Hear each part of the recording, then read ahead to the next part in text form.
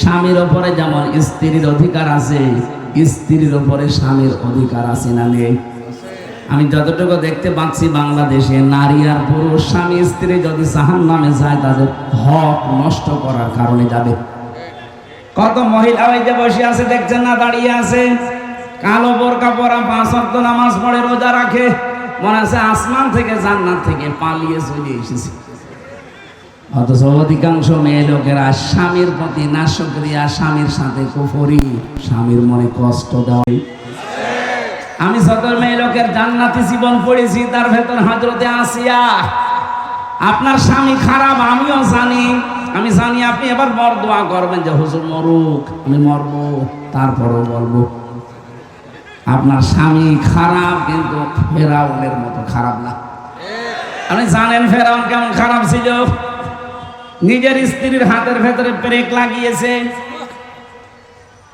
পায়ের ভেতরে পেরেক লাগিয়েছে, কপালের ভেতরে পেরেক লাগিয়েছে, মাথার উপরে গরম তেল ঢেলে দিচ্ছে, চুলগুলো সব উঠে উঠে চলে যাচ্ছে।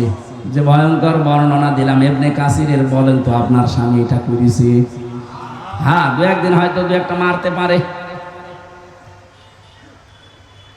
তাও আপনার দোষের কারণে মারে। কথা বলছেন না? স্বামী যারা আছে জোর বলছেন না, আপনার দোষের কারণে মারে। আপনার দোষ কি? স্বামী হিসাবে তার 4টা হক আপনার উপরে আছে। ইদা নাযারা ইলাইহা সাররাতুহু, নবীজি বলেন স্বামী যখন বাইরে থেকে আসবে, তোমার যত কাজ থাক, আগে স্বামীকে অভ্যর্থনা জানাবে, স্বামীকে স্বাগতম জানাবে, তার হাসি খুশির ব্যবস্থা করবে। এটা 100 জনের 98টা মহিলা করে না, মনে করে এ আর কি, এ আর কি মানে।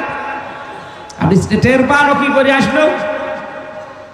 মাথার ঘাম পায়ে ফেলে আপনার মুখে হাসি ফোটাতে এত কষ্ট করে বাইরে থেকে আসে, তাকে একটু হাসি খুশি, তার আনন্দ ফুর্তি, তাকে একটু অভ্যর্থনা জানানো, স্বাগতম দিয়ে একটু ধন্যবাদ দেওয়া আছে না, তুমি খুব কষ্ট করো আমাদের জন্য, এসব না 14 রকমের বায়নার কথা তুলে ধরে ওই সময়। এমনি মাথা গরম হয়ে আছে, তখনও পিটাবে না, করবে কি? পিটাবে, কোনো অসুবিধা নেই। 4 জায়গায় বাদ দিয়ে মারবেন, মাথায় মারবেন না, মুখে মারবেন না, বুকে মারবেন না, আর পিঠে মারবেন না, এই মাজা থেকে শুরু করে এমন জায়গায় মারবেন যেন দেখাতে না পারে। না, আমি মারার জন্য উদ্বুদ্ধ করছি না, কিন্তু এরা মায়ের খায় এসব কারণে।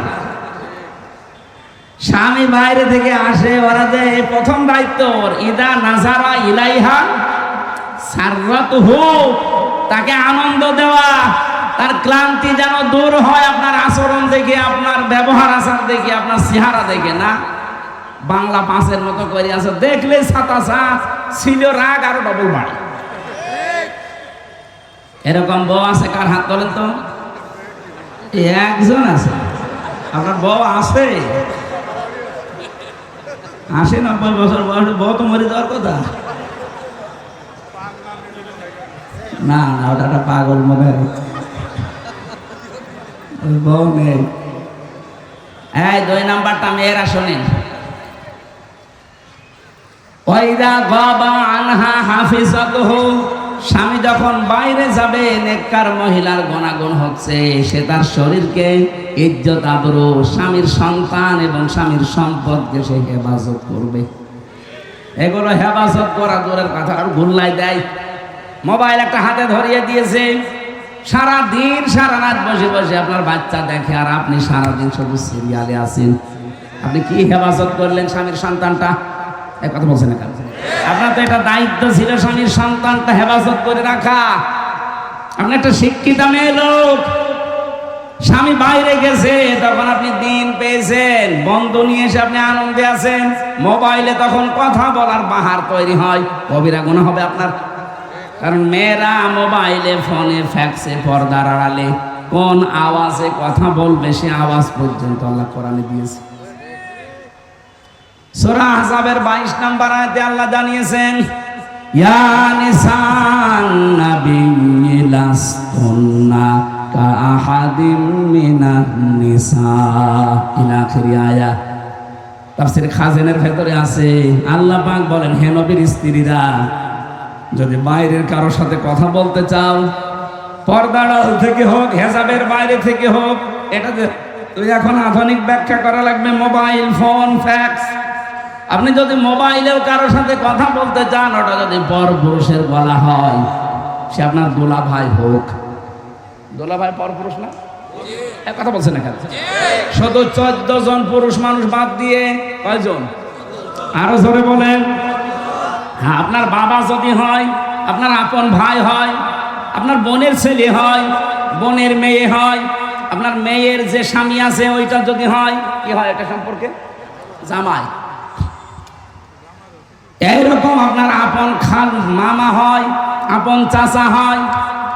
এরকম 14 জন পুরুষ মানুষ বাদ দিয়ে যদি কাবা শরীফের ইমাম সাহেব যদি কল দেয় আপনাকে, মোবাইল ধরবেন, কথাও বলবেন।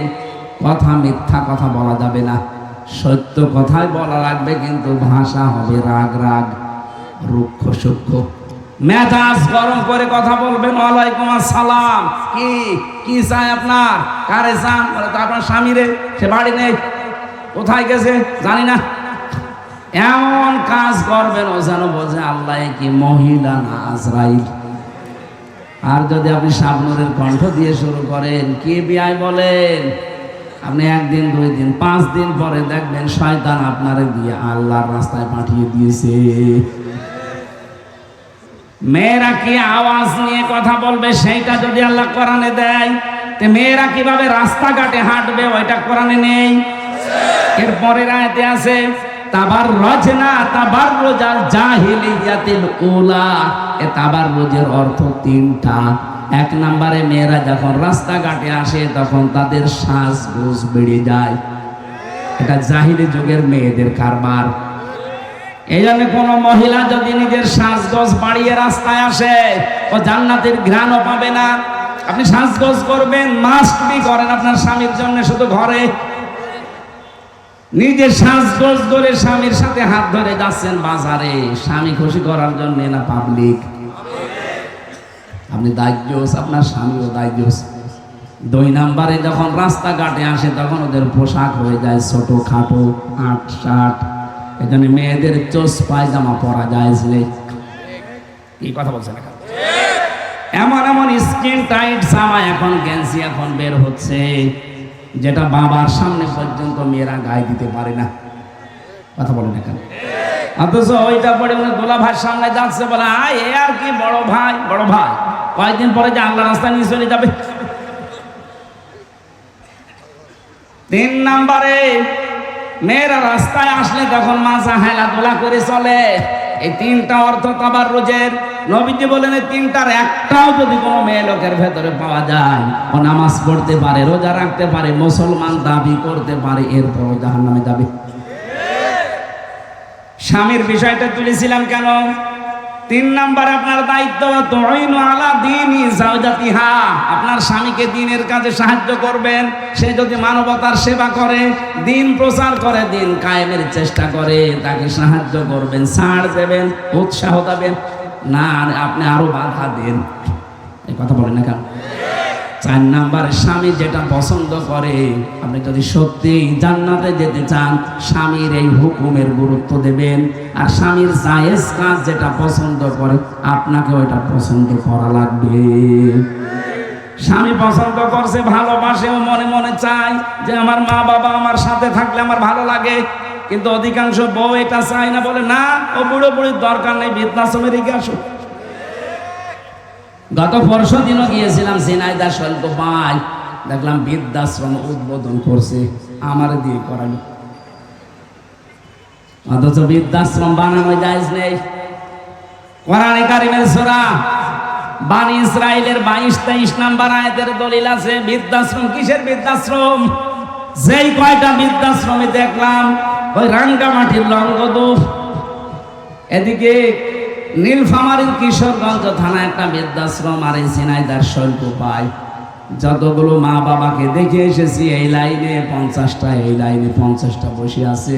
প্রতি মা বাবার চোখের দিকে তাকিয়ে দেখেছি ওরা ছেলের জন্য, মেয়ের জন্য বরদোয়া করছে। জীবন আমরা শান্তি পাবো না। আমাদের শান্তিটা আপনারা নষ্ট করছেন, আপনাদের নিজেদের কপালও আগুন লাগাচ্ছেন। আপনি বউ, আপনি তো ডাইনি। এরকম ডাইনি কার কার ঘরে আছেন? নির্দ্বিধায় হাত তুলে দেখান, দেখান। একজন আছে, আলহামদুলিল্লাহ। হযরতে আসিয়ার কথা বলছিলাম। এই এদিকে তাকা। এমন কঠিন পরিস্থিতিতে স্বামী আল্লাহ রাব্বুল আলামিন নিজে জান্নাত জিবরাইলকে দিয়ে বললেন, নিয়ে যাও আমার বান্দির সামনে। ইদি ক্বালাত রাব্বি বিনিলি ইনদাকা বাইতান ফিল জান্নাতি ওয়া নাজ্জিনি মিন ফিরআউনা ওয়া আমালিহি ওয়া নাজ্জিনি মিনাল কওমিজ যালিমিন। এখানে দুইটাই নাজ্জিনি, এক আলিফ করে টান আছে। জান্নাত উনি দেখার পরে বললেন, রব্বুল আলামিন তুমি জান্নাত পাঠিয়েছো, আমি খুশি হয়েছি, কিন্তু জান্নাতের ভেতরে এমন একটা ঘর আমার জন্য বানাও যেখানে বসে সব সময় তোমাকে দেখা যায়। তোমাকে আর একটা কথা আমি আহ্বান জানাই, আরজি করি আল্লাহ তোমার কাছে, আমার স্বামী সে নিজে এবং তার দলবল দিয়ে আমার উপর অত্যাচার করায়, এটা দেখে যেন তুমি রেগে যেও না। তুমি আমাকে, আমার স্বামী এবং তার যে অত্যাচারিত বাহিনী আছে, অত্যাচার যাদেরকে দিয়ে করে, এই জালেমদের হাত থেকে তুমি আমাকে বাঁচাও, কিন্তু আমার স্বামীর উপরে তুমি গজব দিও না। কত বড় কঠিন পরিস্থিতিতেও স্বামীর জন্য বরদোয়া দেয় না। আর এখনকার কিছু হলে উল্টা পাল্টা এই কথা বলছে না, একটা শাড়ি কম হলে আপনি গালি দেন, একটা সাবান কম হলে আপনার মন পাওয়া যায় না। আপনি কিসের বউ? আমার মনে হয় আপনি অন্যের বউ। নবীজি জানিয়েছেন, কোন স্ত্রী যদি এটা সত্যি চায় যে আমার স্বামী আরো বেশি দিন বেঁচে থাক, আমার স্বামীর হায়াত আরো বেড়ে যাক, তার সন্তান, তার সম্পদ, তার মান সম্মান, প্রভাব প্রতিপত্তি, তার যশ খ্যাতি আরো বেড়ে যাক, এই স্ত্রী যেন সব সময় তার স্বামীর পেছনে এইভাবে লেগে থাকে, স্বামী তুমি আর যাই করো, অন্তত তোমার সাথে রক্তের সম্পর্ক যাদের যাদের আছে এইগুলো ভালো করে ঠিক রাখো। 100 ভাগের 98টা স্ত্রীর কারণে আমরা অধিকাংশগুলো রক্তের সম্পর্ক আর নষ্ট করে ফেলি। আমার সাথে আমার বোনের সম্পর্ক ঠিক থাকে না আমার বোর কারণে, কথা বলছে না, আমার সাথে আমার চাচার সম্পর্ক ঠিক নেই আমার বোর কারণে, আমার সাথে আমার মা বাবার সম্পর্ক ঠিক নেই আমার বোর কারণে, আমার সাথে আমার ভাইয়ের সম্পর্ক ঠিক নেই আমার বোর কারণে। এই যেগুলো বললাম এগুলো সব রক্তের সম্পর্ক কিনা বলেন তো? আশা করছি ইঙ্গিতে আপনি যদি জ্ঞানী মহিলা হয়ে থাকেন, বুদ্ধিমান হয়ে থাকেন, বুদ্ধিমতী হয়ে থাকেন, আপনি বুঝবেন। আর যদি আবু জাহেলের স্ত্রী হিন্দা, সে কি নাকেরার মতো হয়ে থাকেন, কিয়ামতের আগ পর্যন্ত বোঝালেও আপনি বুঝবেন না। আল্লাহ পাক আপনাকে হযরতে খাদিজাতুল কুবরার মতো যেন তৈরি করে দেন, বলেন আমিন। এ পৃথিবীতে একটাই মাত্র মহিলা আল্লাহ যাকে সালাম পাঠিয়েছেন জীবিত অবস্থায়। এই জন্য আমি যেটা বোঝাতে চাচ্ছিলাম, কিয়ামতের ময়দানে যেহেতু নেতা এই শব্দটা কাজে লাগবে, এমন মানুষের পেছনে থাকা দরকার যেই মানুষটাকে দেখলে আল্লাহরও ভালো লাগবে, আল্লাহ রাজি খুশি হয়ে আমার দিকে তাকিয়ে আমাকেও মাফ করে দেবে। জোরে বলেন আমিন। সূরা নাহলের 111 নম্বর আয়াত, মাত্র একটা আয়াত পড়েছি। আজকে কিয়ামতের বিশাল ভয়াবহতা এর ভেতরে আছে। এর আগের আয়াতগুলো, পরের আয়াতগুলো আল্লাহ একটা গ্রাম সম্পর্কে আলোচনা দিয়েছেন। অবরাবাল্লাহু মাসালান ক্বরিয়াতান কানাত আমিনাতান মুতমাইন্না। আল্লাহ একটা গ্রাম সম্পর্কে উদাহরণ দিয়েছেন। যেহেতু কোনো আয়াত থেকে কথা বলতে হলে তার আগের আয়াত পরের আয়াতের সাথে সম্পর্ক কি ওটা আগে তুলে ধরা লাগে। এখানে কিয়ামতের ভয়াবহতা আল্লাহ বর্ণনা করতে করতে এই জায়গায় এসে বলতেছেন, ইয়াউমা তাআতি কুল্লু নাফসিন তুজাদিলু আন নাফসিহা। স্মরণ করো সেই দিনের কথা, যেদিন প্রতিটি মানুষ প্রতিটি মানুষ আল্লাহর সামনে যুক্তি তর্ক নিয়ে দাঁড়াবে। ও মনে হচ্ছে যুক্তি তর্ক করে পার পেয়ে যাবে। দুনিয়াতে বহু মিথ্যা মামলায় সাক্ষী দিয়ে পার পেয়েছেন, কিয়ামতে যখন আল্লাহর সামনে যুক্তি তর্ক নিয়ে দাঁড়াবেন, আপনি ভবিষ্যৎ তো জানেন না, আপনার ভবিষ্যৎ পর্যন্ত জানে কে? আরো জোরে বলেন। রব্বুল আলামিন এতটুকু শেষ করেননি, আতওয়াফা কুল্লু নাফসিন মা আমিলাত ওয়া হুম লা ইউজলামুন। প্রতিটি মানুষকে পরিপূর্ণ করে দেওয়া হবে তার আমলের যা কাজ কারবার ছিল, ওইটুকু জুলুম করা হবে না। কুল্লু নাফসিন যায়িকাতুল মাউত ওয়া ইন্নামা তুওয়াফাউনা উজুরাকুম ইয়াওমাল কিয়ামাহ ফামান যুহজিহা আনিন নার ওয়া উদখিলাল জান্নাতা ফাকাদ ফাজ। প্রত্যেকেই মারা যাব, যা যা করলাম কিয়ামতের দিন পরিপূর্ণভাবে আল্লাহ উজরত আমাদেরকে দিয়ে দেবেন।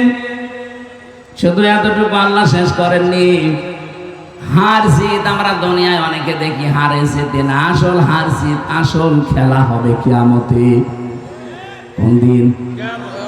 আল্লাহ পাক বলেন ফামান যুহজিহা আনিন নার, ওই লোকটার জীবন তো সফল যাকে আল্লাহ জাহান্নামের আগুন থেকে মুক্তি দিয়ে জান্নাত এই ঘোষণা দিয়ে দেবে।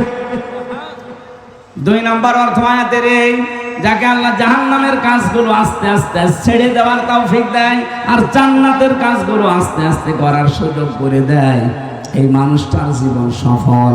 আল্লাহ যেন এই লাইনে আমাদেরকে তুলে দেন, বলেন আমিন। জেলে বসে বসে কারারক্ষীদের কাছে কলম আর খাতা নিয়ে টুকে টুকে রেখেছিলাম, ওটা বাইরে এসে আমি বই আকারে প্রকাশ করেছি। সৃষ্টি জগৎ নিয়ে বইটা লেখা কয়েকদিন আগে পাবলিশড হয়েছে, কয়েকটা নিয়ে এসেছি আপনাদের জ্ঞানের পরিধি বৃদ্ধি করার জন্য। এটা যাওয়ার সময় নিয়ে যাবেন, কাজে লাগবে। ব্যাঙের মুখে কোনো কিছু দিয়ে জীবন্ত পুঁতে ফেলা এবং মরা মানুষের হাড্ডি দিয়ে তদবির করা যাবে কিনা? না, জায়েজ নেই। অগ্রপন্থী হিন্দু সংগঠন ইসকনের উদ্দেশ্য সম্পর্কে সচেতন করুন। সচেতন করার এখন আর সময় নেই। বর্তমান হিন্দুদের আগ্রাসী মনোভাব কি আমাদের গজওয়াতির হিন্দের দিকে ইঙ্গিত করে? হ্যাঁ, গজওয়াতির হিন্দ এগিয়ে আসতেছে। আমি রবিন ভাই, আবু বকর আর সোহেল আলামিন, এই মানুষগুলো আজকের মাহফিলের জন্য খেদমত করেছে, কাজ করেছে। আমি শেষ করে দিচ্ছি, আমার কণ্ঠ ভেঙে যাচ্ছে।